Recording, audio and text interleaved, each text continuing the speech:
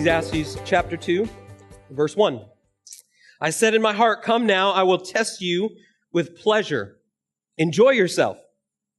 But behold, this also was vanity. I said of laughter, it is mad, and of pleasure, what use is it?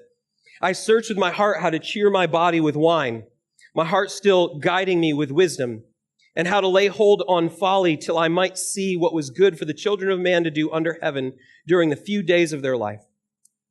I made great works. I built houses and planted vineyards for myself. I made myself gardens and parks and planted in them all kinds of fruit trees. I made myself pools from which to water the forest of growing trees.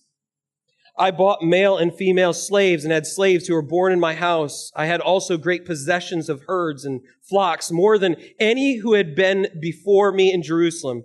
I also gathered for myself silver and gold and the treasure of kings and provinces. I got singers, both men and women, and many concubines, the delight of the children of man.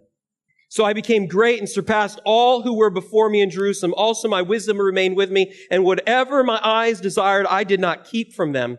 I kept my heart from no pleasure for my heart. I kept my heart from no pleasure, for my heart found pleasure in all my toil, and this was my reward for all my toil. Then I considered all that my hands had done, and the toil I had expended in doing it, and behold, all was vanity and a striving after wind, and there was nothing to be gained under the sun. And now let me just read to you Matthew chapter 8,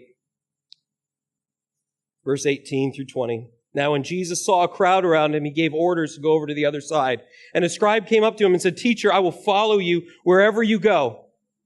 And Jesus said to him, Foxes have holes and birds of the air have nests, but the Son of Man has nowhere to lay his head. This is God's word. Would you pray with me? Father, thanks for your word to us this morning. Lord, it is in your word that you speak to us. Father, as we come to a very relevant issue in our culture and in our lives, I pray, God, that you would help us to hear and listen to what you would have to say to us. We're delving into deep issues here. And so, God, help us to not push away what you would want to drive into our lives this morning. Help us to not help us to not be resistant or to make excuses or to downplay the conviction that we feel that this morning that we would be willing for you to really cut into our lives, to do surgery on our hearts, to lay us open so that you might really pull out those things in us that need to be addressed today. And I've got to believe as I look at our world and I look at the culture around us and seeing the things that our world places the highest value on, this is one of them this morning, what we're looking at, God. And it's so easy for us to fall into those patterns and to be blind to the struggle in our lives that this produces. And so, God, my prayer is that you'd help us to see this morning. That you make us aware. But not just that we'd be aware, but we'd really pay attention and be able to respond. That whatever you would challenge us with this morning, that we would respond, humbling ourselves, turning to you, the one true and living God. Pray it in Jesus' name. Amen. You can go ahead and be seated. So, have you ever played the game Would You Rather? Right? It's really just a silly game at the end of the day. I mean, you think about some of the questions that are, for example, I'll just give you a few, all right? Some tests for you this morning to start with. So, would you rather be invisible or have the ability to fly? Which one would you rather have? And you can't have both of them. Okay, I know. Some of you you can't have both of them. Which would you rather do? Would you rather, in fact, here, just answer that question for a moment. You don't have to answer it to me. Turn to the person next to you and tell them which one you'd rather do. Would you fly or be invisible? Right? And I'm not going to make you answer all of these, okay? Right? What would you rather do? Here's the next one. Would you rather have to sneeze but not be able to for a year, or have something stuck in your eye for an entire year? Those are not good options, right? Would you rather be without elbows or without knees? This is kind of gross, but I'm going to say it anyway. If I offend you, I apologize. All right. Would you rather use eye drops made of vinegar or toilet paper made from sandpaper? I don't know. I think that one's an easy one for me. All right. Would you, and I'll just end with that one. We'll just stop with that one. What is would you rather really all about? It's really simple. You're really looking at it and you're examining two options. I've got these two choices, and most of the time they're just obviously made up choices, but you're looking at them and the question you're really asking is, which one would be better?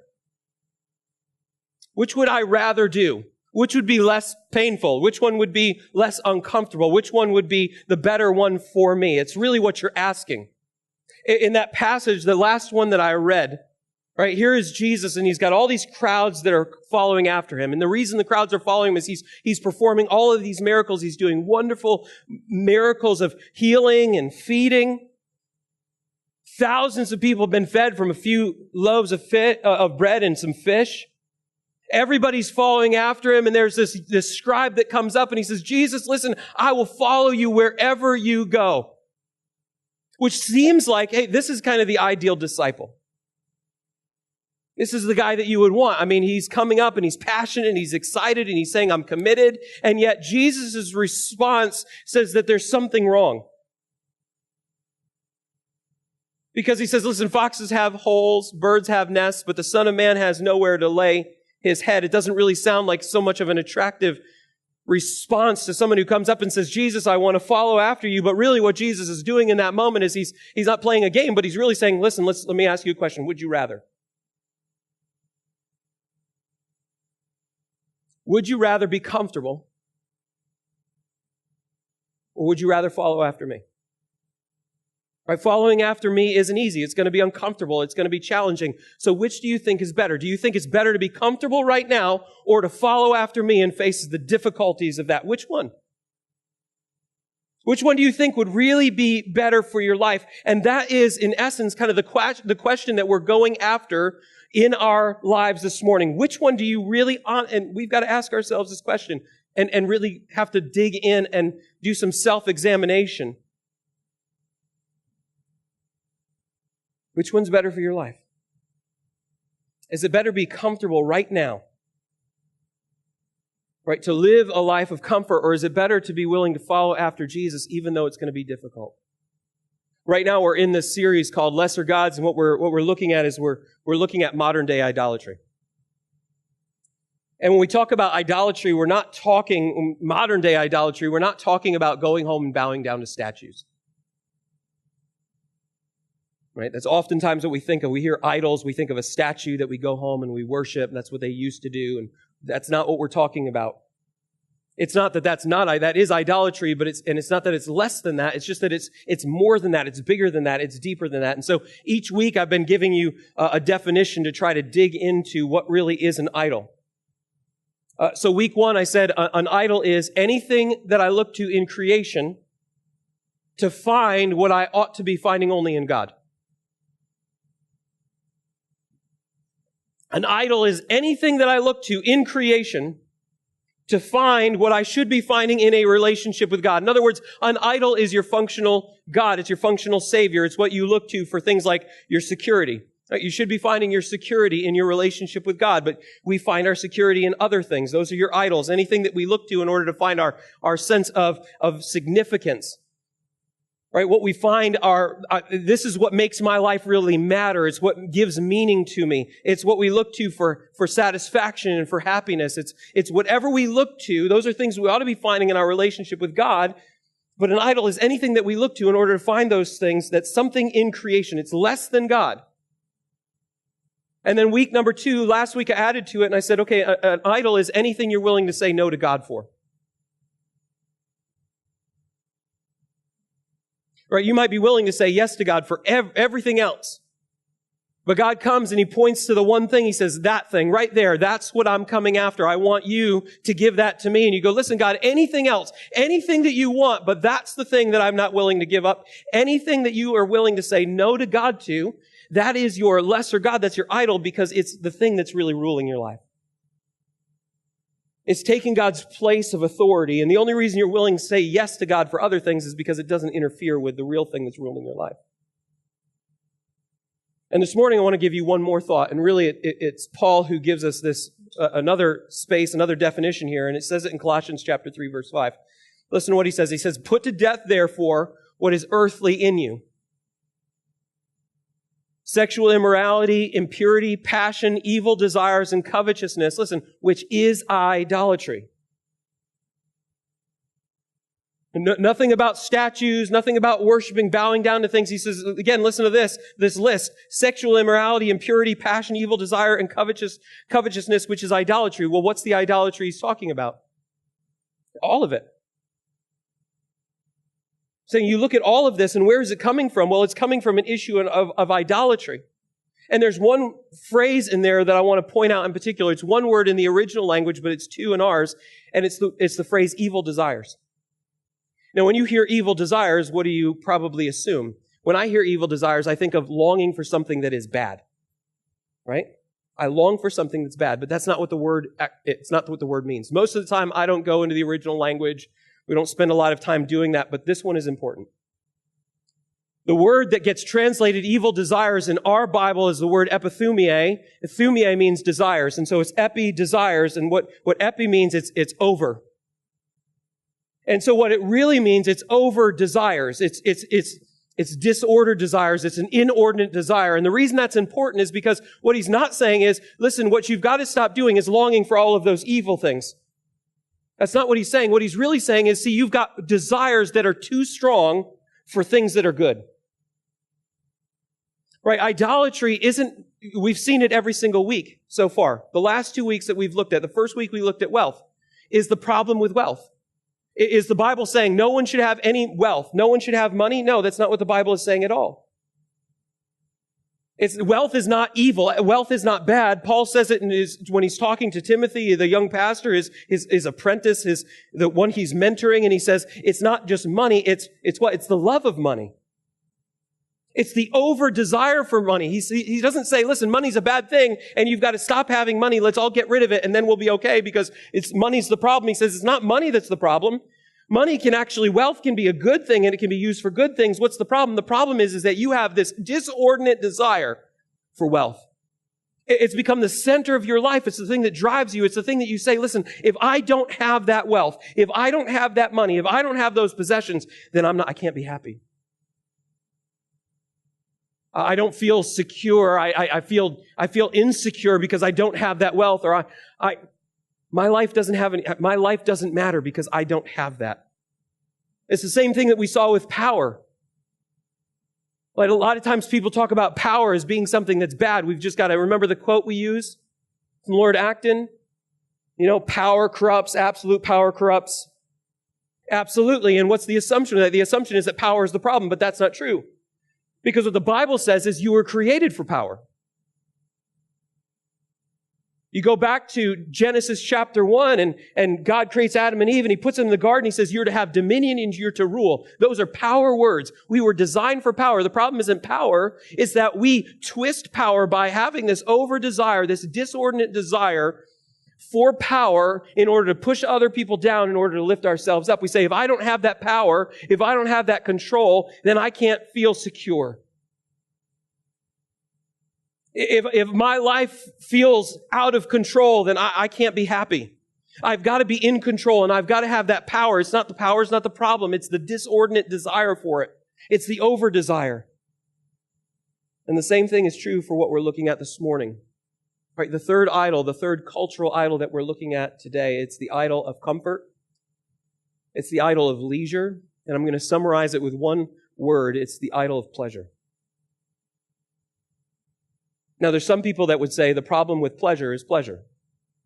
Right? There's been Christians throughout history who've said, well, the problem is that it's pleasure in general. And so what's the goal? The goal is we've got to get pleasure out of our lives. We've got to avoid leisure. We've got to avoid relaxing. We've got to avoid any form of pleasure at all. We've got to cut it out of our lives and we've got to live this, it's monasticism. Deny myself anything enjoyable. I got to cut it out of my life because pleasure is the problem. That's not what the Bible says. And here's why I can tell you that, because think about this. You were designed and destined for pleasure. You were designed and you were destined for pleasure. Pleasure is not the problem. You were designed for it. Go back to Genesis 1 and 2 again. When God created the heavens and the earth, He did not create a bland creation. Did He? It's not all like monochrome. It's not bland. It's not plain. When you look out there, you don't see just everything is the same color. It's diverse. You know, your drive here this morning, you saw some leaves that are changing colors, and you see flowers, and you see birds, and you see all of this diversity that's been designed in it. It's also, you think about all of the, not just the things that you see, but think of all the different things that you smell. He didn't design everything with just a bland smell or no smell at all. He didn't design things to be tasteless. Think of all the things that the different tastes that you had just this morning. Right? When you ate breakfast this morning, what were the things that you tasted? And how different they tasted, the things that you drank, the things that the solid foods if you ate. Some of you didn't eat and you're regretting that right now. Right? But the things that you taste, the things that you hear, right? We hear the voices of children in the next room, and you got to have, we listen to music and you hear the people singing around you, and that can be good and bad, but you hear it. And think of the enjoyable things that you get to hear and the things that you get to feel and to touch. God designed a diverse world, and not only did He design a diverse world, He designed you with the ability to experience it all. Why did He do that? Why did He give you 5 senses?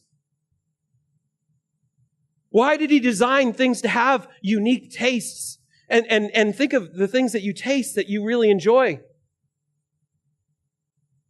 Yesterday we were on the men's retreat. I have a very limited diet. I can't eat dairy and I can't eat gluten. And so they made food specifically for me, which cannot always be labeled food. And so we're sitting at the dinner table, and Corey's sitting next to me and making fun of my food, of course. And so he asks a question, and he says, okay, what's the one thing that you would eat, that you really enjoy eating, that literally you could just keep eating it and eating it and eating and never get tired of it? Think of it. What's that thing that you just love to eat? Your favorite food?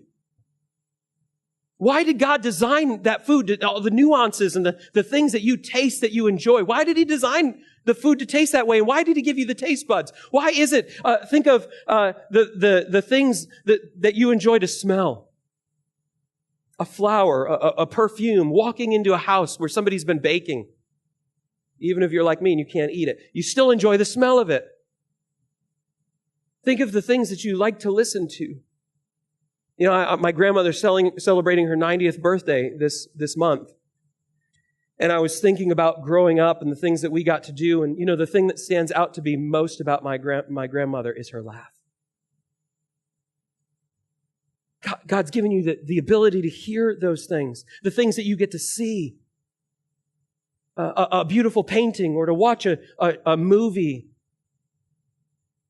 or to read a book. Or the ability to have sensations like on a cool fall morning they're coming. At some point in time, they're coming, supposedly tomorrow.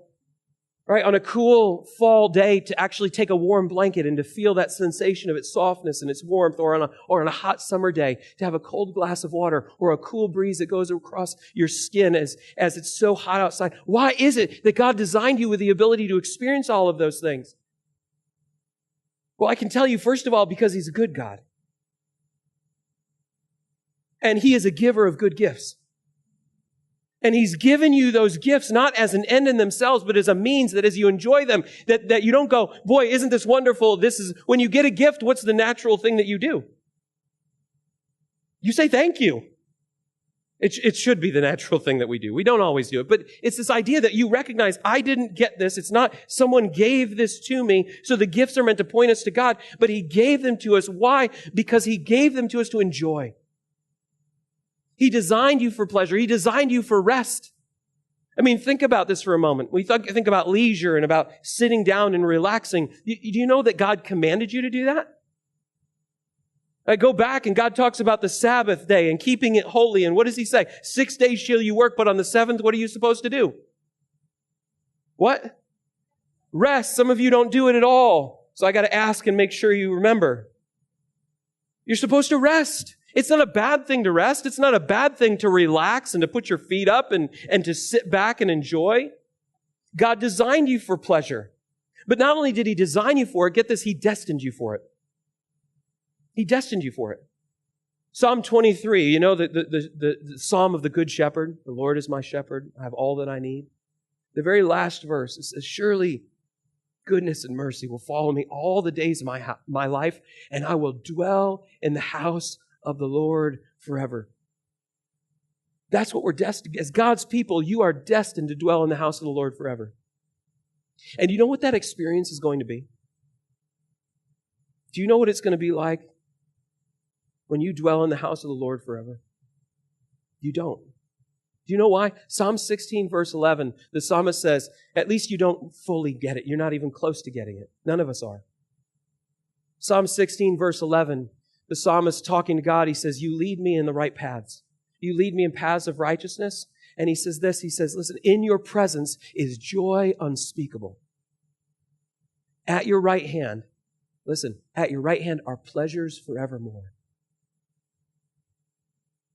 We talk about eternity and we look forward to what we've been destined for. He says, do you want to know what it's going to be like? It's joy beyond your ability to describe it.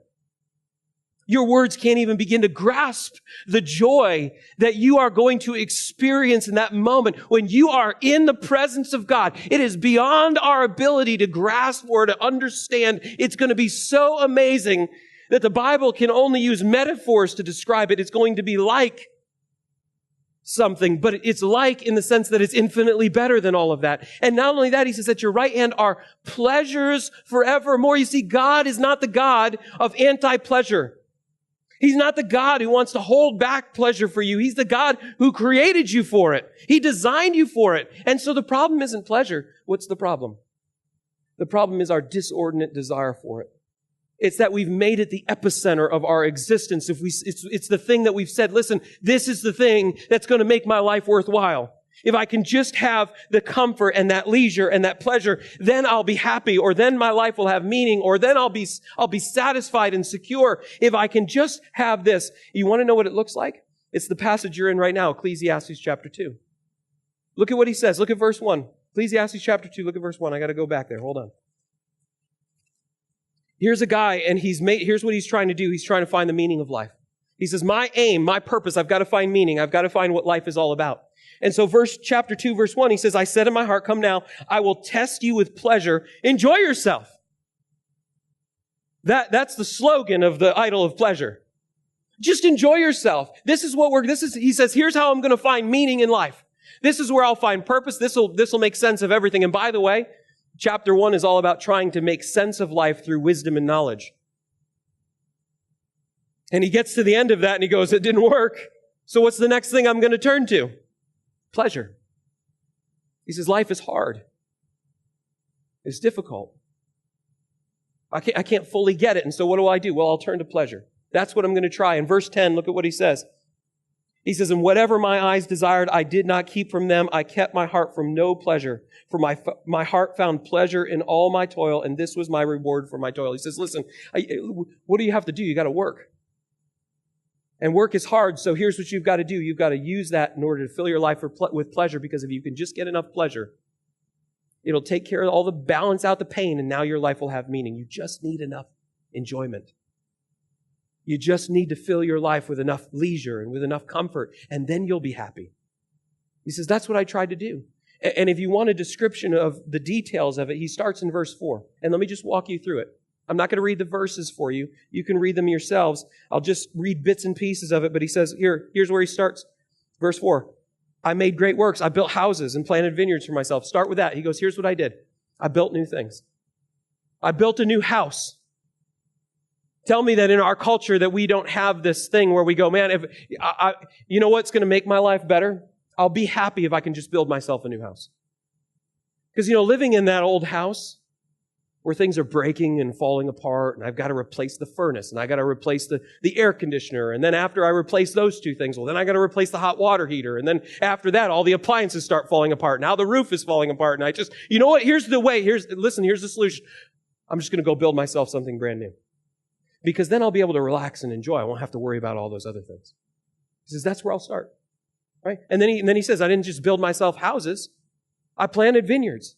I planted gardens. I planted fruit trees, and it's really twofold. He says, here's what I'll do. Not only will I build myself new houses where I can be comfortable, but I'm going to fill my life with good things. So I'm going to plant gardens because they're beautiful to look at, and isn't it wonderful? Look at how beautiful it is, except it gets weeds in it. Right? But I'm going to have vineyards. And what's vineyards about? Well, the vineyards are about making wine. And so I'm going to have good food, and I've got fruit trees. And so I'm going to fill my life with all these things that are enjoyable. And that's going to give me some satisfaction as long as I have good food and good things to look at. But not only that, he says, keep going. So verse 5 is I made gardens and I planted trees and fruit trees. And then verse 6, he says, not only did I provide for myself nice things, but I padded my life. Because here's what I did. I made myself pools from which to water the forest of growing trees. In other words, here's what I did. I made cisterns, is what it is. So that if there's a drought, I can maintain my lifestyle. Because I don't want anything to think about it. If a drought comes and my fruit trees start dying, my gardens start rotting, it's going to interrupt my pleasure. And so I'm going to pad my life and I'm going to make it more comfortable. And then he goes, and I didn't stop with that. What did I do? So then I went out and I bought for myself servants. Right? Verse 7, I bought male and female slaves and had slaves who were born in my house. So he goes, not only am I going to pad my life so that if there's anything that goes wrong in the present, I've got it taken care of. I'm also going to have workers underneath me so that I don't have to worry about it. I don't have to do the work. I can sit back and relax. And from my command post, overseeing it all, I can just make them do all the work. Because the goal, again, if I'm worshiping pleasure, I don't want to be working. I got people to do that for me. But not only did he hire workers, he says, listen, verse 8, I gathered for myself silver and gold. And he talks about flocks in verse 7.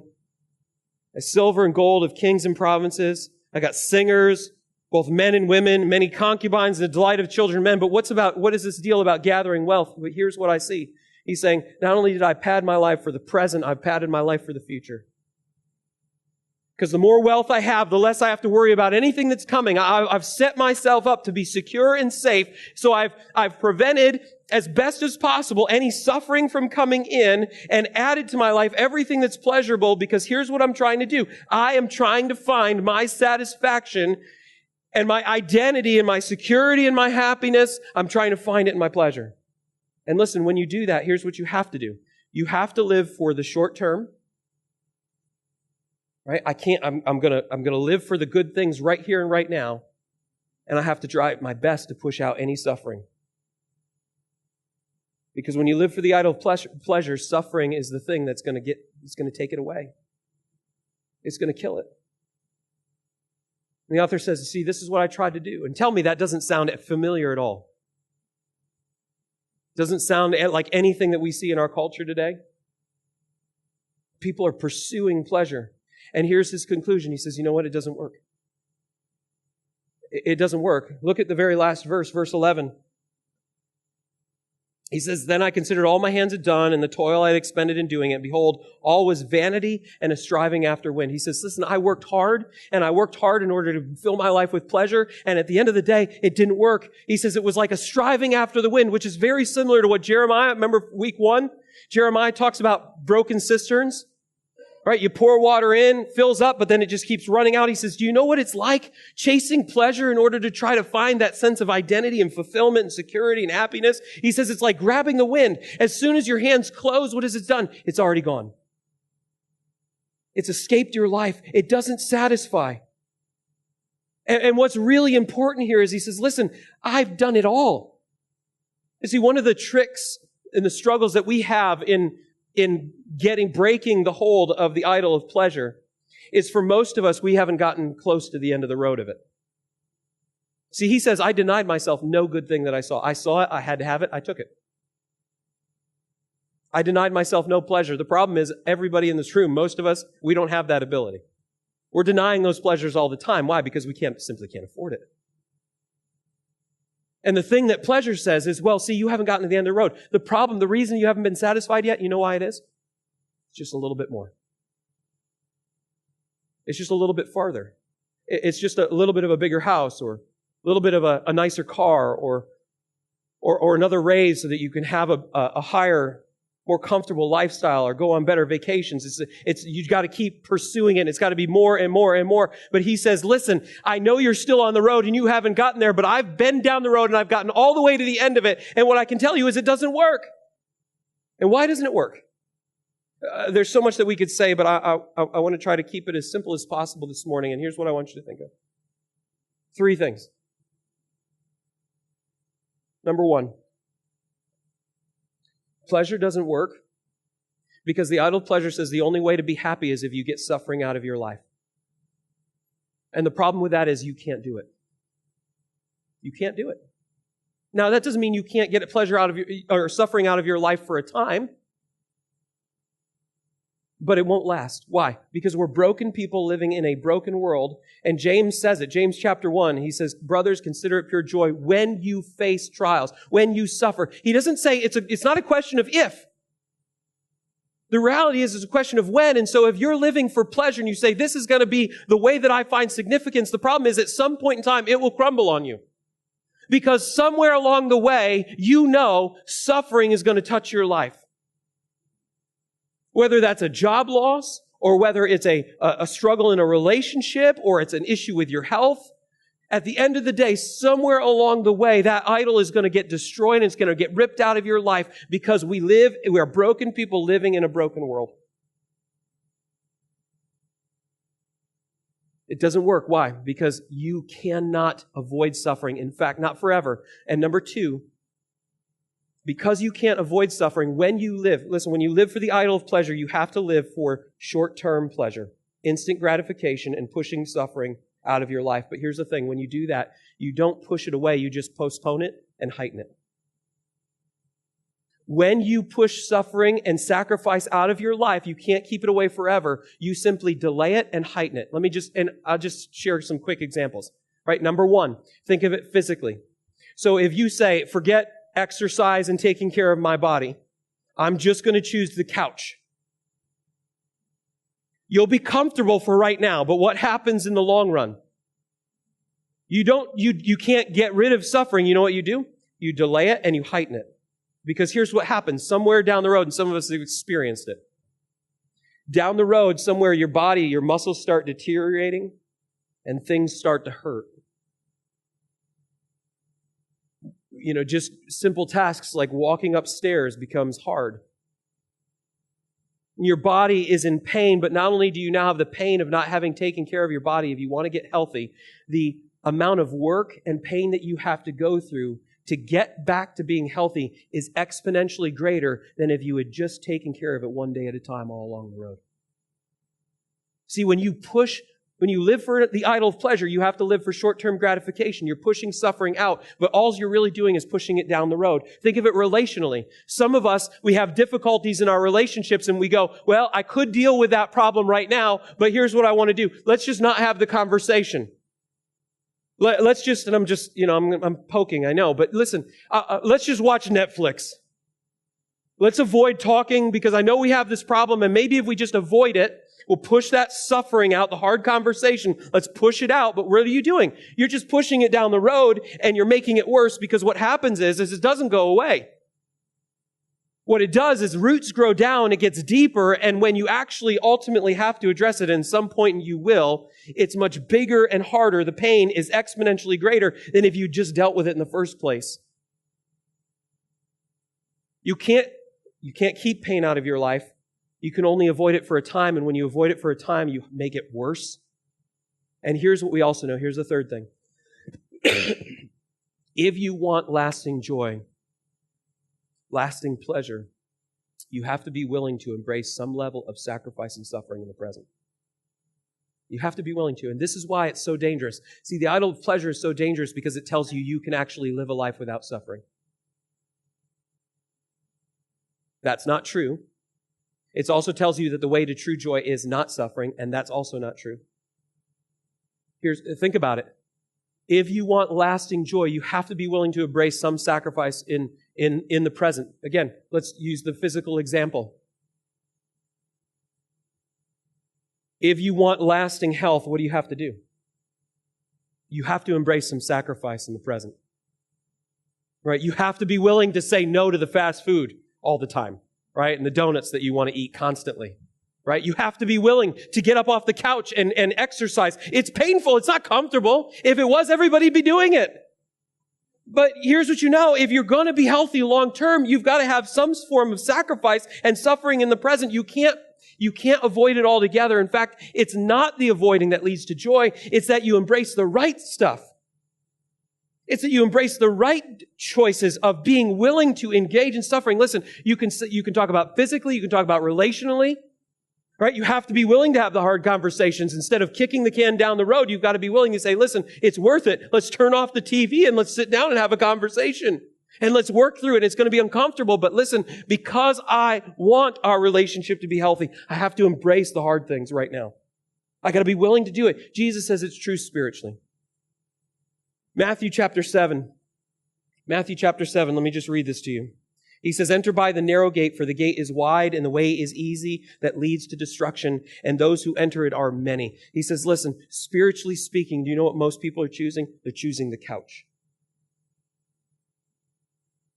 Because they're believing that the best way, right? Jesus comes and he says, is it comfort or following after me? Following after me is going to be difficult. Or is it better for you to follow me and face the difficulty now, or are you going to choose comfort now? Which one is better? And he says most people choose the comfort now. Why? Because they believe that's the way to true joy and lasting pleasure. But he says it's actually just the opposite. Again, you're just postponing and heightening the pain, because he says, here's the deal. Here's the paved road, the couch, spiritually speaking. You know what it leads to? He says destruction. So he says, enter by the narrow gate, because listen. For the gate is narrow and the way is hard that leads to life. And those who find it are few. He said, and by the way, what is this life? It's pleasures evermore. It's the joy unspeakable. He says, you want to know the way? It's not pushing out the pain. It's actually embracing the following that, yes, it's hard, but it leads to life. And if you worship the idol of pleasure, it will keep you from the very thing that you need. Because listen, if pleasure is the way, and that means suffering, you got to keep it out, then you'll be unwilling to follow Jesus. Anytime that he calls you for sacrifice, it'll be no. So the question is this your idol? Is this your idol? Is this what you're worshiping? And there's a couple symptoms that I'm just going to point them out, and then we're going to wrap it up. Number one, look at your reaction to your circumstances. If you want to know if this is your idol, look at your reaction to your circumstances. When you worship pleasure, you tend to be controlled by circumstances. When things are up, you're up. When things are bad, you're down. It crushes you. Why? Because you're finding that identity. As long as things are good and I can be comfortable, then I can be happy. Number two, look at your attitude towards suffering. If you worship the idol of pleasure, suffering is always bad. It's always an obstacle to get through, never an opportunity to grow through. Number three, look at your best efforts and ask yourself this one question. Why? Why do you put as much work as you do into all the things you do? Why do you work so hard? Go back to Ecclesiastes chapter 2. Why was he working so hard? So that he could afford the life of pleasure that he was really looking for. See, think about this. Here's number 4. You've got to look at your idols, other idols. You know, I'd love to say we all just have one idol in our life. The problem is that we've got this spider web of idols. You know, you look at the guy in Ecclesiastes and he says, I worshiped wealth, but it wasn't really wealth. Wealth was the surface idol, but he worshiped wealth because he wanted to get to pleasure. He worshiped power and having people who were under him. Why? Not just for power's sake, but because he was worshiping pleasure. You see, this is where you have to dig deep and you've got to go under the surface. And then the last one is look at how your attitude towards Jesus. You know, there were crowds of people who were following Jesus, and the scribe says, I'm willing to follow you. Why? Listen, they were more than happy to have Jesus as their miracle worker and butler. But do you know the moment that Jesus said, I'm Lord, what did they do? They ran the other way. See, When you worship pleasure, Jesus is your ATM, he's your butler, and you're more than happy to follow him as long as he's doing for you. But as soon as he says, I want you to sacrifice and follow me, you're willing to run away and go the other way because he's not really on the throne of your life. You've got the inordinate desire for pleasure. But listen, if you're going to break it, you've got to see through the lies. God is not the ultimate killjoy. He doesn't want to take pleasure from you. He created you for it. He designed you for it. But listen, it's not his primary goal. I've had people say to me, you know what? God just wants me to be happy, and as long as I'm happy, he's happy. That's absolutely wrong. His primary goal is not your happiness. It's not the aim, it's the outcome. You were intended for pleasure, but it's in a context. Read yourself Psalm 16, verse 11, and look at it. 3 things. He says, you lead me in the paths of right. In other words, number 1 context is his path.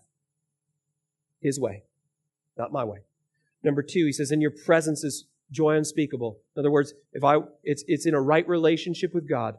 Trusting in Jesus Christ, who died on the cross, who paid the penalty for my sins, repenting, surrendering that control, and believing to him. And then he says, number 3, at your right hand are pleasures forevermore. Who's at the right hand of God? Jesus Christ, seated on the throne. In other words, that context is the right path, a right relationship, and living under his rule and reign in my life. Obedience. See, pleasure will tell you there's a dichotomy between obedience and pleasure. I've had people say to me, you know, I'll follow Jesus later because I just want to enjoy life right now. That's a lie. Jesus came and he said, you know why he came? He says, I came that you might have life and have it abundantly. But the way to that life isn't through ease and worshiping pleasure. You know what the way is? He says, the way is following after me. If you save your life, you'll lose it. But if you lose it for my sake, then you'll actually find it. And you go, well, how do I know? You want to know how I know? Because the one who made you for pleasure came and died to rescue you from eternity of suffering so that you could have abundant life today and so that one day he might bring you so that surely his love and mercy will follow you all the days of your life, and one day to bring you into his house where you will dwell in that house forever and ever in the place of joy unspeakable and pleasures forevermore. And Jesus says, let me ask you, which is better? Which would you rather? Comfort or follow me?